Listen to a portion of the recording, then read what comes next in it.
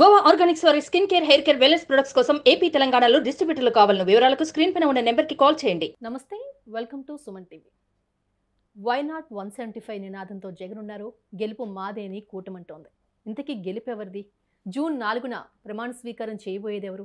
దీనికి సంబంధించి మనతో మాట్లాడడానికి ప్రముఖ రాజకీయ విశ్లేషకులు చందు శ్రీనివాస్ గారు ఉన్నారు. నమస్తే చందు శ్రీనివాస్ గారు. గెలుపు ఎవరిది? మీ క్యాలిక్యులేషన్ ఏంటి? ఇంతకీ 175 నియోజకవర్గాల్లో ఎవరు గెలవబోతున్నారు? డెఫినెట్గా అది తెలుసుకోవాల్సిన అవసరం ఉన్నది. అంటే మొదటి నుంచి కూడా ఈ కూటమి అనేక అవరోధాలు అధిగమించి జనసేన, టీడీపీ, బీజేపీ వచ్చేసింది. దీనికి త్యాగాలకు సిద్ధపడటం కావచ్చు, ఒక మాట పడటం కావచ్చు, బీజేపీ పెద్దల చేత ఏదైనా కానీ సాధించాడు. పవన్ కళ్యాణ్ గారిని అప్రిషియేట్ చేయాలి. ఈ కూటమి వచ్చిన తర్వాత ఊహించిన విధంగా ఈ యొక్క ముఖ్యంగా ఈ 15 రోజుల్లో కంప్లీట్ చేంజ్ అయింది. అంతకుముందు ఆయన 55 రోజులు జైల్లో ఉన్నప్పుడు చంద్రబాబు నాయుడు గారు ఎట్లయితే ఇబ్బందులు ఉన్నప్పుడు పవన్ గారు వచ్చారు, తర్వాత వారాహయాత్ర తర్వాత ఆయన బయటకు వచ్చిన తర్వాత వ్యూహాలకు పదులు పెడతాం. ఈ కూటమి సక్సెస్ అయింది. బీజేపీ కూడా కలిసింది. మనం తెలుసు 175 నియోజకవర్గాల్లో ఎవరు ఎన్ని పోటీ చేస్తున్నారు అనేది మనం క్లియర్ కట్ రాజకీయాలు మనకు తెలిసిన అంశమే. దాంట్లో క్లియర్గా 21 జనసేన పోటీ చేస్తుంది, బీజేపీ 10 ఎమ్మెల్యే స్థానాలు పోటీ చేస్తుంది. తర్వాత మిగిలిన స్థానాలు మొత్తం కూడా టీడీపీ పోటీ చేస్తుంది, మనకు తెలిసిన అంశమే. 21లో 16 గెలుస్తుందని మీరు నిన్న చాలా ధీమాగా చెప్పారు. 17 స్థానాలు గెలుస్తుంది అది జనసేన.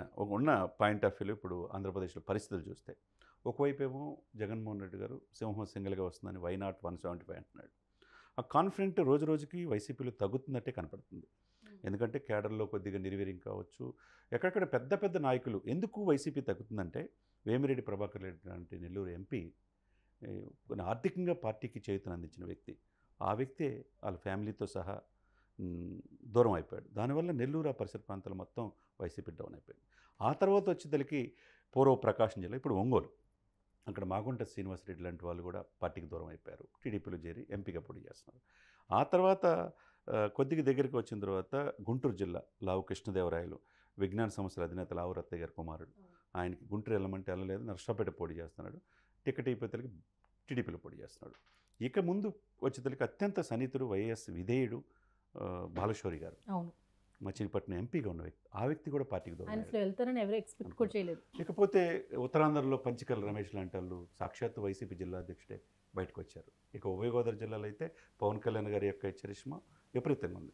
ఇక రాయలసీమలో కూడా ఊహించిన విధంగా చాలా మార్పులు జరిగినాయి. ఆ విధంగా అందరి మార్పుల కంటే తన సొంత సిస్టర్సే తన పార్టీ మీద ఎదురు తిరుగుతున్నారు. అంటే అవినాష్ రెడ్డి మీద, తర్వాత వివేకానంద రెడ్డి హత్య మీద పొలదపాలుగా మనం చూస్తూ ఉన్నాం. ఇవన్నీ కూడా ఏంటంటే ఒకప్పుడు మనం చూస్తే కూటమి చాలా కష్టం జగన్ ఎదుర్కోవటం అనే పరిస్థితి నుంచి కూటమి విజయ పదాన ముందుకెళ్తుందని మనం అనుకోవాలి. 2019 ఎలక్షన్ చూసుకుందాం. ఆ point of view vote percentage మనం చూసుకుంటే 151 సీట్లు వచ్చినాయి. 22 మంది ఎంపీలు వచ్చి 23 మంది ఎంపీలు వచ్చారు, అంతే కదండి. అంటే అక్కడ 22 మంది ఎంపీలు 151 ఎమ్మెల్యేలు వచ్చారు. అదే కాన్ఫిడెన్స్ ఈసారి 175 అన్నారు. వై నాట్ 175 అంటున్నారు. అదే సమయంలో టీడీపీకి వచ్చింది ఎంత? 23 మంది ఎమ్మెల్యేలే. జనసేనకు వచ్చింది 1 ఎమ్మెల్యే. బీజేపీకి ఒక్కటి కూడా రాలా. ఇప్పుడు పరిస్థితులు ఎంత డిఫరెంట్గా ఉన్నాయి. ఎందుకంటే స్టాటిస్టిక్గా వెళ్తే 49.95 ఓటు శాతం, అంటే 50% ఓటు బ్యాంక్తో 1,55,88,569 మంది వైసీపీకి ఓట్లు వేశారు లాస్ట్ 2019 ఎలక్షన్. అదే సమయంలో నెక్స్ట్ 39.18, అంటే దాదాపుగా 40% ఓటు టీడీపీకి వచ్చింది. అక్కడ 1,23,04,668 ఓట్లు పడినాయి. ఇకపోతే నెక్స్ట్ జనసేనకు వచ్చేదలికి 17,36,811 ఓట్లు, దాదాపు ఇంచుమించు 6.7%లో వచ్చింది. అంటే ఇక్కడ ఏంటి మొత్తం ఓట్లు పర్సంటేజీ పాయింట్ ఆఫ్ వ్యూ చూసుకుంటే బోటాబోటీ మెజార్టీతో స్వల్పమైన ఇదితో కూటమి వీళ్ళిద్దరు టీడీపీ జనసేన కలవకపోవటం వల్ల ఇవన్నీ కూడా అధికారంలోకి వచ్చారు. కానీ ఇప్పుడున్న పరిస్థితి మనం చూసుకుంటే డెఫినెట్గా 2024 మీ సుమన్ టీవీలో చెప్తున్నాం, కూటమి విజేతరని వెళ్ళబోతుంది. వైసీపీ 151 సీట్ల నుంచి 68 సీట్లు మాత్రమే పరిమితమయ్యే అవకాశాలు స్పష్టంగా కనపడుతుంది. ఎందుకంటే ఉత్తరాంధ్రలో ఉభయ గోదావరి జిల్లాలో 34 నియోజకవర్గాలు, ఎన్ని కూడా ఎక్కడెక్కడ ఎంత అవకాశం ఉందో కూడా చెప్పు. ఉభయ గోదావరి జిల్లా 34 నియోజకవర్గాలు, ఉత్తరాంధ్ర వచ్చేసరికి 35, తర్వాత రాయలసీమ వచ్చేసరికి 52, తర్వాత కోస్తా వచ్చేసరికి 54.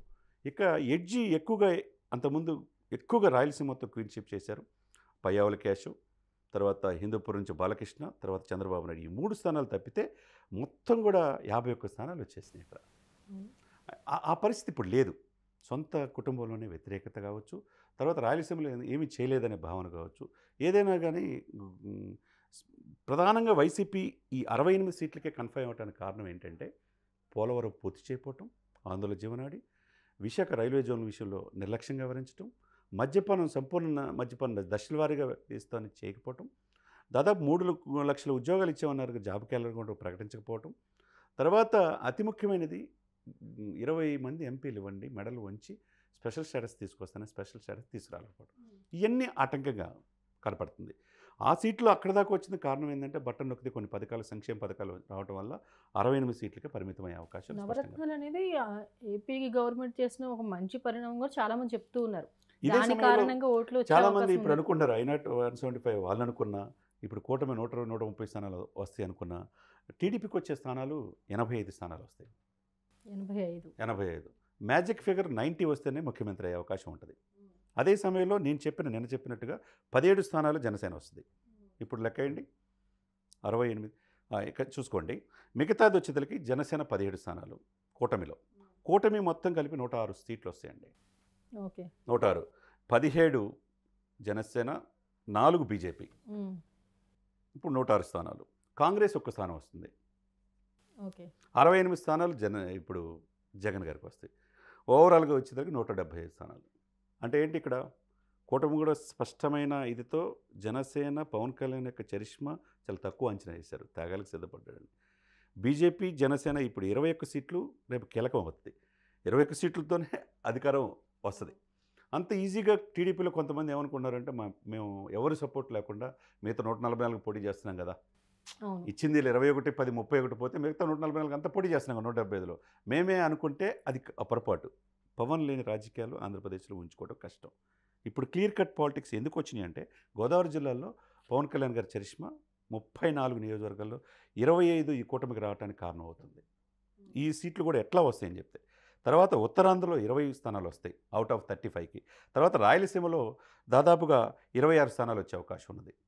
అంతకుముందు ఏమీ లేని పరిస్థితి నుంచి 26 స్థానాలు వస్తాయి. కోస్తాలో 35 స్థానాలు. కోస్తా కూడా పవన్ కళ్యాణ్ గారి ప్రభావం, టీడీపీ ప్రభావం కలిసి వచ్చే అవకాశం ఉంది.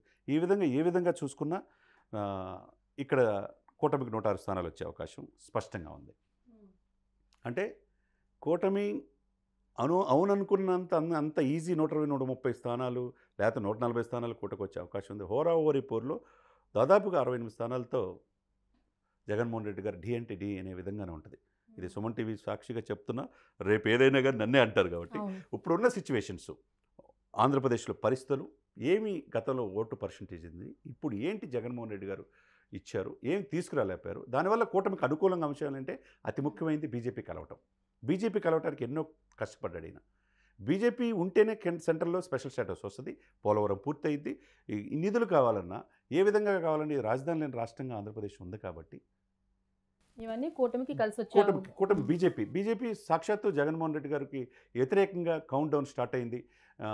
మాఫియా ప్రభుత్వం ఏర్పడింది ఆంధ్రప్రదేశ్లో, మంత్రులు అవినీతిమైపోయారు, ఈ ఎన్డీఏ దీనికి చికిత్స చేస్తుందని చెప్పేసి మోడీ అన్నారంటే, ఒకవైపు అమిత్ షా భ్రష్టాచార గవర్నమెంట్ అన్నాడు. ఇవన్నీ పారామీటర్స్ అన్నీ కూడా అధికార పార్టీకి వ్యతిరేకంగా దీంట్లో స్పష్టంగా ఈ కూటమి విజయ దిశగా వెళ్ళే అవకాశాలు స్పష్టంగా కనపడుతున్నాయి. ఇకపోతే 25 ఎంపీ స్థానాల్లో 17 నుంచి 18 స్థానాలు ఈ కూటమి గెలవబోతుంది. 7 నుంచి 8 స్థానాలు వైసీపీ రాబోతున్నాయి. మీ సుమన్ సాక్షిగా చెప్తున్నాను, రేపు సాయంత్రం 6 గంటలతో ఎలక్షన్ అయిపోతుందిగా, ప్రచారం కూడా అయిపోతుంది కాబట్టి ఈ విధంగా కూటమి స్పష్టంగా ఆంధ్రప్రదేశ్లో అధికారం వచ్చే అవకాశాలు కనపడుతున్నాయి. ప్రజలు నమ్మేది ఓన్లీ ఈ ఆస్పెక్ట్స్ మాత్రమే అంటారా? డెఫినెట్గా. అంటే సంక్షేమ పథకాలు వచ్చిన వాళ్ళు, కొంతమంది చదువుకోలేని వాళ్ళు ఇప్పటికీ పల్లెల్లో మా జగన్ మాకు పథకాలు ఇచ్చాడు, మాకు అమ్మఒడి ఇచ్చారు, మాకు అని చెప్పేసి ఉన్నది. ఆ విధంగా వాళ్ళు ఓట్లు వేసే పర్సంటేజీ ఆయన అంత తేలిగ్గా ఏదో లిటిల్ బిట్ కాబట్టి ఓవరావరీ పోర్లో 68 సీట్ల దాకా వచ్చే అవకాశం ఉన్నది. 7-8 స్థానాలు ఎంపీ స్థానాలు వచ్చే అవకాశం ఉన్నది. కాబట్టి ఈ ఓవరావరీ పోర్లు ఏంటంటే ఈ 3 పార్టీలు కలయిక ఏదైతే పవన్ కళ్యాణ్ గారు అనుకున్నారో, ఈ 3 పార్టీలు కలిస్తేనే మనం జగన్ దించవచ్చు, అవినీతిమైన వైసీపీ ప్రభుత్వాన్ని దించవచ్చు, ఓటు చెల్లకుండా రాజకీయం చేద్దాం అనుకున్నాడు. ఆ విషయంలో ఈ కూటమి సక్సెస్ దిశగా ముందుకెళ్లే అవకాశాలు స్పష్టంగా కనపడుతుంది. థ్యాంక్ యూ సో మచ్ అండి. సుమన్ టీవీలో మీ పర్సనల్ అండ్ బిజినెస్ ప్రమోషన్స్ కోసం కింది నెంబర్కి కాంటాక్ట్ చేయండి.